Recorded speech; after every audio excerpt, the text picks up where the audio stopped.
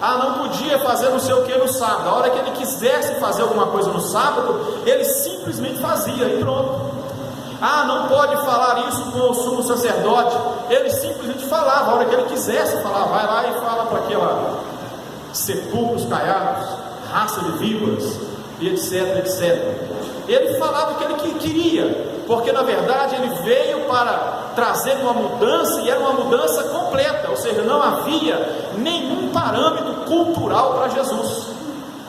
Isso, irmãos, nós aprendemos lendo as Escrituras, porque muitas pessoas pegam um texto, eu já vi pessoas pegando o capítulo 10 de Mateus, onde Jesus, ele fala para os seus, ele chama os discípulos e manda os discípulos pregar, e diz para os discípulos, só que é o seguinte, vocês vão à casa de Israel, prega somente a casa de Israel, não entre em cidade de samaritano, ou seja, não converse com samaritano. Aí a pessoa pega esse texto e ele fala assim, não, Jesus também guardava e tal, Jesus também levava em conta vamos dizer assim, a rebeldia ou a rebelião dos samaritanos, etc e tal. Jesus também guardava os princípios do judaísmo na íntegra e tal, etc. Não tem nada a ver uma coisa com a outra. Quando Jesus chamou os seus discípulos, porque não tem como você compatibilizar essa passagem do capítulo 10 de Mateus com essa passagem do capítulo 4 de João, senão Jesus seria incoerente. Se ele de fato quisesse e tivesse ordenado para os seus discípulos, ou proibido os discípulos de pregar o evangelho para samaritanos, ele jamais poderia ter feito isso aqui. Ele não poderia ter feito isso, e muito menos passar por Samaria e ficar ali pregar o evangelho a um mundo de samaritano, a uma cidade inteira quase. Ele não poderia. O que Jesus estava dizendo ali não era um preconceito, porque na verdade Jesus tinha dado uma missão para os discípulos, e a prioridade naquele momento era fazer conhecido a vinda do Messias para os judeus, porque na verdade é eles que precisariam reconhecer. E como o tempo era curto para os discípulos, se os discípulos saíssem para todas as cidades, tanto as cidades dos judeus como as cidades dos samaritanos, o tempo seria completamente insuficiente para eles realizarem o trabalho, muito insuficiente.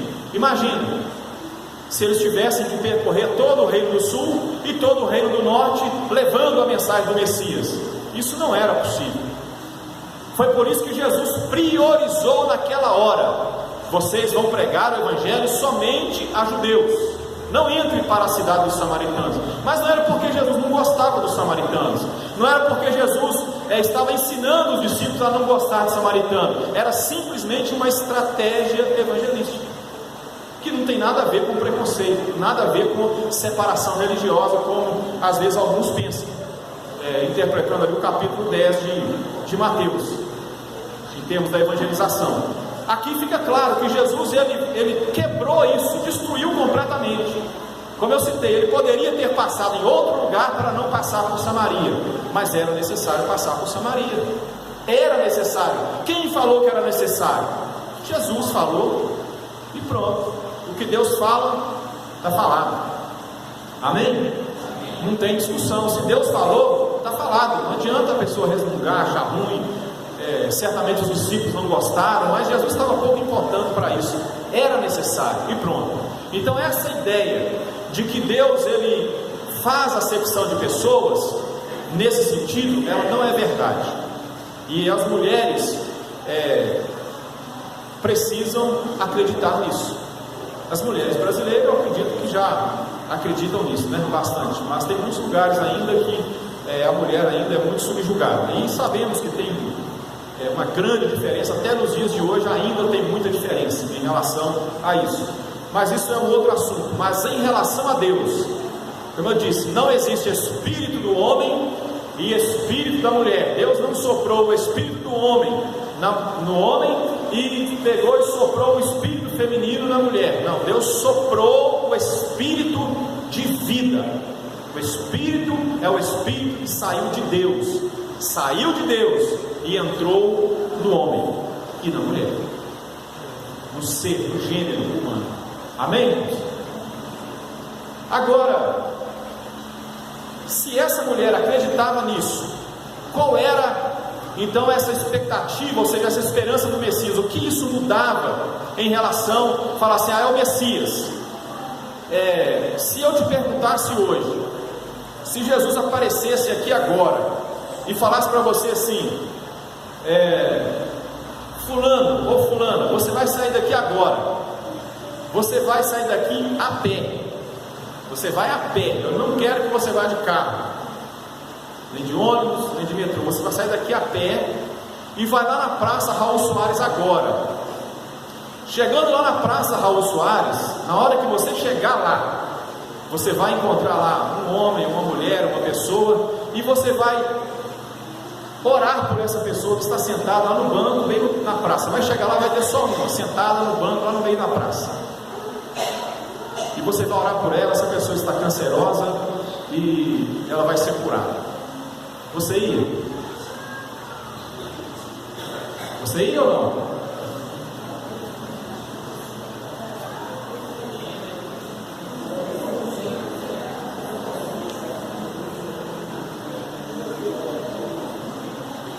Ia ou não?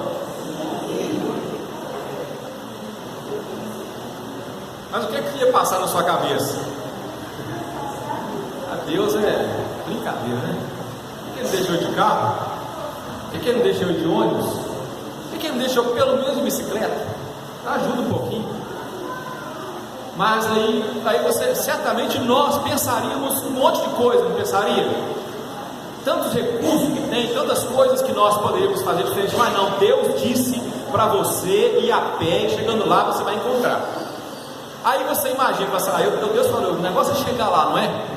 O negócio é chegar lá, vou fazer o seguinte, eu vou fazer igual o Jonas, eu vou pegar um carro aqui, eu vou pegar uma moto e tal, eu vou chegar mais rápido. Na hora que Deus pensar que eu estou chegando, eu estou voltando. Só que você ia chegar lá e não ia achar ninguém, porque estaria em desobediência.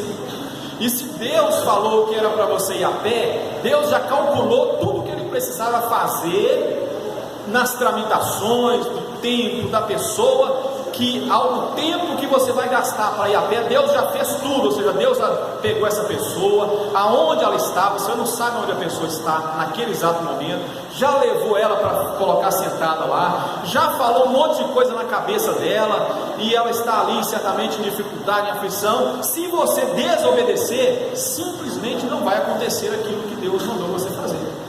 Você vai chegar lá e não vai encontrar a pessoa. Não tem nada a ver com ir a pé ou ir de carro. O que eu quero frisar aqui é isso, não tem nada a ver com o ir a pé ou ir de carro, não tem nada a ver. E às vezes isso acontece conosco. Deus nos fala alguma coisa, as Escrituras nos traz um ensinamento, e aí nós começamos a ponderar: mas para que isso? Para que entregar o dízimo? Tem muita gente que entrega o dízimo, besteira, para quê? A igreja é rica, a igreja tem muito dinheiro, não precisa de dinheiro mais não vai chegar a lugar nenhum. Para que fazer visita? Para que fazer culto ao ar livre? Esse pessoal já está cansado de escutar a mensagem do Evangelho. Para que? Não precisa mais não, podemos ficar aqui sossegado, tranquilo, sem entregar folheto para mais ninguém não. Tem necessidade nenhuma não, porque nós não conseguimos entender aquilo que Deus nos diz, aquilo que Deus nos fala. Quando a Bíblia deixa para nós uma revelação, nós temos que fazer como essa mulher, simplesmente, não interessa se os maridos dela não acreditavam, se ela foi subjugada, se até apanhou desses 5 maridos, certamente com o 6º ela estava vivendo bem, porque só dele ter aceitado viver com ela sem casar, já significa que o homem estava tratando ela, pelo menos razoavelmente bem. Não importa o que tinha acontecido, se ela era mulher, adoração, sacerdote, templo, não interessa, ela estava acreditando em uma revelação bíblica da vinda do Messias. E a vinda do Messias, quando ela diz isso, irmãos, porque é o seguinte: quando o Messias viesse, aquilo que o Messias dissesse seria lei. Ou seja, a partir da vinda do Messias, o que ia valer é a palavra do Messias, aquilo que ele disse é o que ia valer. Por isso que ele diz: quando ele vier, eu sei que ele vai vir, e quando ele vier, ele vai nos ensinar tudo. Ou seja, ele vai me ensinar tudo, ele vai desfazer com todo esse sistema que eu sei que é provisório, e ele vai me ensinar todas as coisas. Eu sei que isso vai acontecer, porque ela acreditava que a palavra do Messias seria lei. Lei no sentido de cumprir, não é lei no sentido da lei mosaica, ou seja, o que vale é aquilo que Deus disse e não aquilo que os homens dizem. Amém? E para você descobrir o que Deus diz, não tem outra maneira senão você estudar a sua Bíblia. Amém? Não tem outro jeito, irmãos. E a grande dificuldade nossa é essa. Os irmãos percebem, eu disse para os irmãos aqui um tempo atrás, que nós passaríamos a fazer assim, de forma mais vezes desta maneira, ou seja, pegar um texto e estudar o texto. Estudar, pegar o tema, estudar o texto, e para você ver que um versículo da Bíblia, nós podemos extrair muitas coisas dele. É por isso que é necessário estudar a Bíblia, ou seja, ler a Bíblia, e estudar a Bíblia, e também analisar a Bíblia, para nós descobrirmos, como quando eu expliquei, as revelações explícitas e as revelações implícitas. O que é a revelação implícita, irmãos? É aquela que não está direto no texto, mas está em todo o contexto bíblico. Usando o exemplo que eu dei aqui rapidamente, só para me finalizar aqui no último ponto, o texto do capítulo 10 de Mateus, que eu citei em relação a Jesus proibindo os discípulos de pregar, entrar nessa cidade samaritana. Se a pessoa pegar o texto ali e ele procurar defender um preconceito em relação aos samaritanos, ou uma divergência de Jesus em relação aos samaritanos, ele não vai conseguir apoio nas escrituras. Aquilo que eu citei para os irmãos bem no início dessa mensagem também, a questão do sola escrituras, da reforma que passamos aí, e a toda escritura, ou seja, a totalidade, ou seja, só a escritura. Eles utilizavam, explicando aqui para aqueles que talvez não escutaram, só a escritura. As pessoas dizem o seguinte: não, o que vale é as escrituras. Se tiver escrito, está valendo. Se não tiver escrito, não está valendo. Só que as pessoas estavam pegando as escrituras e interpretando do jeito deles. Está escrito aqui, que não pode pregar samaritanos. Está aqui em Mateus capítulo 10. Não pode pregar, os samaritanos são condenados. Eles estão condenados ao inferno, que é assim que os judeus pensavam. Os samaritanos eram condenados ao inferno. E todos aqueles que se uniam com eles, como eu expliquei, a questão de usar utensílios, era considerado imundo e condenado ao inferno.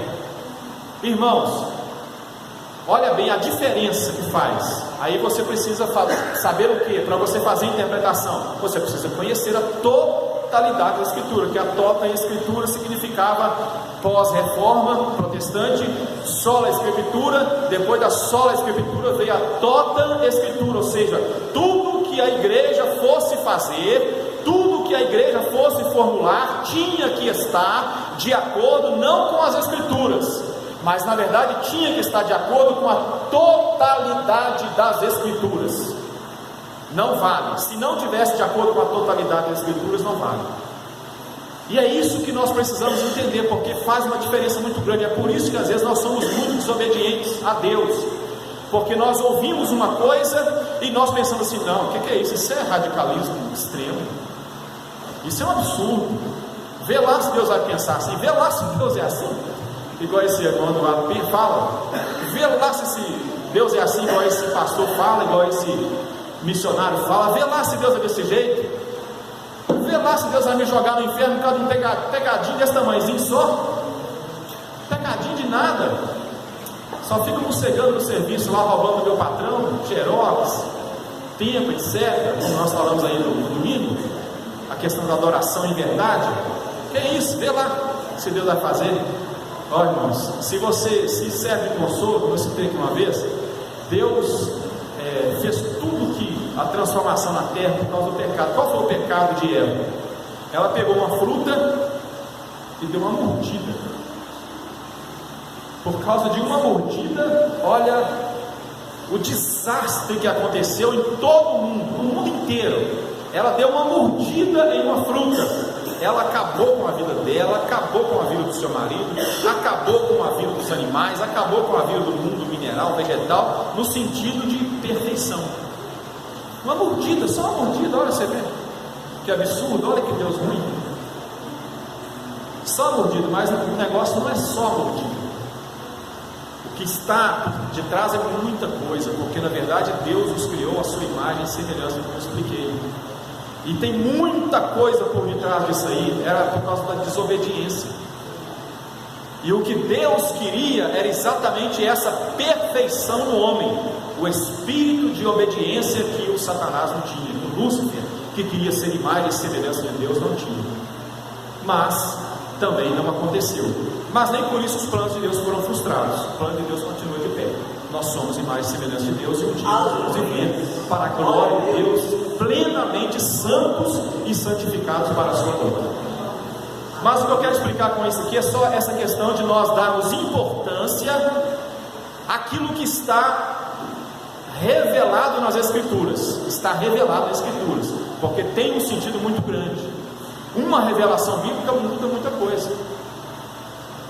E o que essa mulher, que para finalizar, significava isso, quando ela disse: quando o Messias vir, tudo vai mudar e tudo, ele vai nos ensinar tudo. Era o mesmo que ela está dizendo o seguinte: quando o Messias vier, que é o nosso último ponto aqui, nós, ou seja, quando ela se inclui, nos ensinará tudo, nós teremos conhecimento da mente de Deus, daquilo que se passa na mente de Deus, porque o Messias é o Deus encarnado, é o enviado exclusivo e único de Deus, ou seja, ele vai trazer tudo que o Pai tem, ele vai trazer para nós.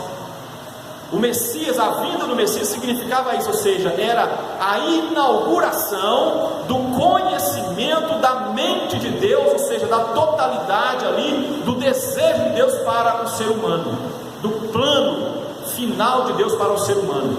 Era o Messias que traria isso. Essa mulher acreditava nisso. Ela acreditava que quando o Messias viesse, ela iria saber exatamente o que Deus pensava ao respeito dela, o que Deus pensava a respeito dela ser mulher, o que Deus pensava a respeito dela ser samaritana, o que Deus pensava a respeito de Jerusalém, o que Deus pensava a respeito do templo, o que Deus pensava a respeito do Monte Gerizim, o que Deus pensava a respeito do sacerdote, do sumo sacerdote, o que Deus pensava dos maridos que passaram, que a expulsou, que deu carta de divórcio para ela, etc, etc. Ela sabia que quando o Messias viesse, ela iria descobrir tudo isso, o que Deus pensava. É por isso que mais adiante o apóstolo Paulo diz: agora nós temos a mente de Cristo. Aleluia. É isso que essa mulher acreditava, irmãos. Olha que coisa maravilhosa, que coisa extraordinária. É algo maravilhoso ou não é? Essa mulher acreditava que a mente de Cristo estaria sendo inaugurada, e tudo aquilo que ela precisava saber, ela iria receber a revelação, porque o Messias traria a revelação do Pai. Amém? Vamos terminar, o nosso tempo já não permite, vamos orar. Agora, essa parte da revelação do Messias é somente para nós percebermos que a importância do conhecimento da palavra de Deus. Como eu estava dizendo, nós vamos fazer isso aqui por vezes. Eu estava contando assim por alto, nós devemos ter falado umas 15 vezes aqui nesse texto, aqui nesses versículos. E estudar a Bíblia é muito, muito mais necessário do que você pensa, do que você imagina. E a mente de Deus está à sua disposição. Eu comecei a falar para os irmãos no domingo e acabei não continuando, o raciocínio não foi completado. Tudo que você lembra que eu disse, tudo que você precisa está dentro de você. Amém? Tudo que você precisa está dentro de você. Tudo que você quiser aprender, você pode, que eu disse. E às vezes as pessoas não sabem, às vezes por que algumas pessoas sabem algumas coisas e outros não sabem. Por que às vezes uma pessoa que nem entrou numa faculdade, nem frequentou uma faculdade, ele sabe coisas que às vezes uma pessoa que frequentou uma faculdade não sabe. Porque na verdade, irmãos, o conhecimento de Deus, ou seja, o que Deus sabe, aí eu te pergunto, o que é que Deus sabe? Deus sabe tudo. O que Deus sabe está dentro de você, está dentro de nós, porque o Espírito de Deus está dentro de nós. Se uma pessoa que tem temor a Deus, ele cismar que ele quer aprender alguma coisa, e Deus tiver um propósito nisso, ele aprende. Ele constrói uma máquina sem conhecimento de engenharia nenhum. Ele faz uma máquina, ele cria um produto, ele cria uma vacina, ele cria qualquer coisa, porque na verdade tudo que nós precisamos saber está dentro de nós. Nós precisamos conseguir retirar isso de dentro de nós, por meio do relacionamento com o Espírito de Deus, que tudo sabe. O Espírito de Deus tudo sabe, você pode ter certeza disso, ele sabe tudo, e se ele está dentro de você, logo você também pode saber tudo, se você quiser, e você se empenhar em relacionar-se com esse Espírito Santo. É por isso que às vezes, muitas coisas, tem uma diferença muito grande, porque é o que Jesus disse: aquele que buscar, vai achar, aquele que bater, vai abrir, aquele que pedir, vai receber. Agora, se você ficar pedindo só roupa, sapato, dinheiro, namorado, marido, etc., essas coisas, você vai ter isso aí. Agora, se você resolver na sua cabeça, na sua mente, que você quer de fato ser mais útil, e você começar a pedir a Deus graça, pedir a Deus temor, pedir a Deus discernimento, pedir a Deus sabedoria, pedir a Deus entendimento, pedir a Deus fruto do Espírito, pedir a Deus dom do Espírito, você vai perceber que você vai se tornar uma pessoa muito mais sábia do que muitas outras pessoas, porque você vai retirar de dentro de você aquilo que você já está. É como se tivesse uma caixa fechada. Se você não abrir, você não vai descobrir o que tem. Existe um livro que fala assim, cavando mais fundo. Cavando mais fundo. O autor aborda exatamente essa necessidade de nós cada dia mais aprofundar o nosso conhecimento. Algumas coisas nós não sabemos porque nós cavamos só 1 metro.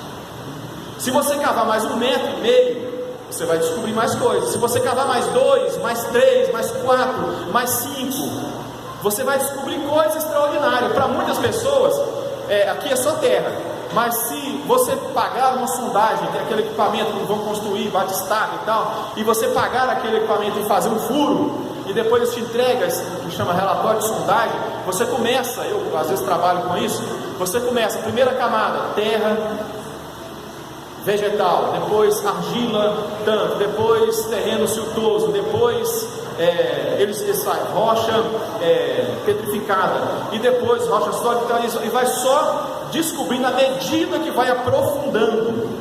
À medida que vai aprofundando, você vai descobrindo materiais novos, coisas novas, você vai descobrindo. A nossa vida espiritual é assim. Se você pegar a sua Bíblia para ler com o intuito de descobrir as coisas para a glória de Deus, você vai perceber que você vai descobrir coisas que você vai ficar espantado. Você vai ficar, vamos dizer assim, bobo daquilo que você vai aprender com a palavra de Deus. Amém? Isso é uma verdade, irmãos. Eu estou dizendo isso aqui, eu estou vendo o irmão Adilson ali. O irmão Adilson mesmo, ele já fez máquina, não fez, irmão Adilson? Ele já fez máquina. O senhor fez curso de engenharia algum dia? Sabe o que é uma integral? Um logaritmo? Derivada? Sabe nada do que é combinação? Sabe nada disso. Tudo isso é necessário para calcular. Uma rosca que seja um parafuso é necessário, mas ele não sabe nada disso. Como que ele fez? Por causa do Espírito de Deus que está dentro dele, e ele apresentou a necessidade, e o Espírito Santo supriu a necessidade e ensinou. E isso, irmão, pode acontecer com qualquer coisa. Você, eu tenho dificuldade, não sei matemática. Ora a Deus para você ver se você não vai aprender matemática. Eu tenho dificuldade em física, não sei o que, um terror, não sei o que e tal. Dobre o seu joelho e converse com o Espírito Santo que está dentro de você, para você ver se você de repente não vai aprender matemática. Converse com ele sinceramente. Você tem uma dificuldade que você não consegue resolver, mas converse com sinceridade, que eu adoro em espírito e em verdade. Se não for em espírito e se não for em verdade, não vai funcionar. Precisa ser um relacionamento em espírito e em verdade. Se você estiver relacionando com Deus em espírito e em verdade, eu te garanto que você vai conseguir o que você quiser no âmbito do propósito de Deus. Você vai conseguir. Amém? Isso é muito maravilhoso para nós, irmãos. É muito maravilhoso. Só ler isso aqui, que como eu estou falando, não tem como ler, e vamos orar para terminar. Pedido de emprego para Leonardo da Silva e Deus Amorim, libertação de Thales Rodrigues, Santos, Larissa Rodrigues, falta de emprego. Tá, pedindo oração, pedido de oração. Pedido de emprego, deve ser porta de emprego, né? Para que Deus abra a porta de emprego para essas pessoas. Vamos estar orando agora, finalizando, e acreditamos que Deus era poderoso para fazer isso. Amém? Vamos então orar, agradecendo ao Senhor, e amanhã, não se esqueça, vamos para a Boa Vista, se Deus quiser, em nome de Jesus. E pense nisso, irmãos, no que aquela mulher sabia e no que você sabia. Tinha uma pergunta que eu queria fazer também no domingo, mas eu acabei não fazendo. Qual o lugar ou qual o espaço que você tem no seu coração para Deus? Qual o espaço, lugar geográfico, ou seja, quantos por cento do seu coração Deus ocupa? Quantos por cento Deus ocupa na sua vida? Senhor Deus, em nome de Jesus, nós te louvamos e te glorificamos em todo o nosso coração, Senhor, porque o Senhor é bom e a sua misericórdia dura para sempre, Deus. Nós louvamos ao Senhor por essa noite que o Senhor nos concedeu para estar na sua presença, aprendendo a sua palavra, Deus, porque a tua palavra é viva, poderosa, Senhor, mais penetrante que qualquer espada de 2 fios, de 2 gumes, que corta, Deus, que corta, Senhor, como jamais podemos imaginar. Ó Deus, e crendo nisso é que nós apresentamos ao Senhor diante do Senhor agora em oração, pedindo que o Senhor nos ajude a cada dia, trazendo-nos a revelação